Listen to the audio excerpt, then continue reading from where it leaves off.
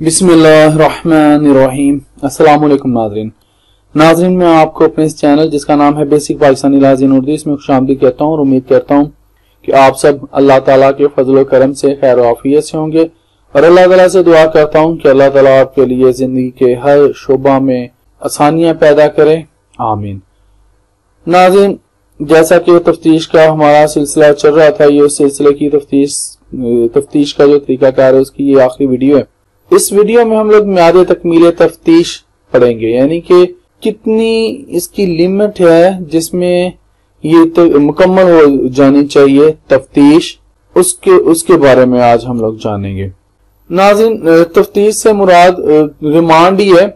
Remand कितनी देर का होता है और तो इसके दौरान तफ्तीश ही हो रही होती है, रिमांड में रखा जाता है। तो ज़ाब्ता फौजदारी की दफा 61 के तहत बगैर वारंट गिरफ्तार किए गए शख्स को 24 घंटों के अंदर मजिस्ट्रेट के सामने पेश करना लाजमी है।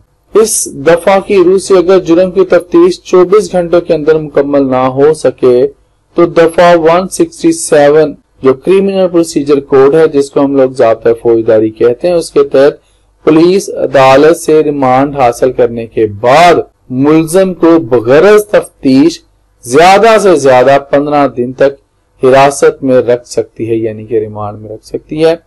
इन दफात से वाज़ेह है कि मुल्जिम के खिलाफ तफ्तीश 24 घंटों के अंदर मुकम्मल करना चाहिए, यानी कि 24 घंटों के अंदर अंदर मुल्जिम के खिलाफ तफ्तीश हो जानी चाहिए। जहां पर ऐसा मुमकिन ना हो वहां ज्यादा से ज्यादा 15 दिन में तफ्तीश मुकम्मल होना जरूरी है। इससे ज्यादा मुल्जिम को यानी कि पुलिस वाले हिरासत में नहीं रख सकते। तो नाज़रीन, अब तक के लिए इतना ही। जिंदा रहे तो इंशाल्लाह फिर अगली वीडियोस में मिलेंगे।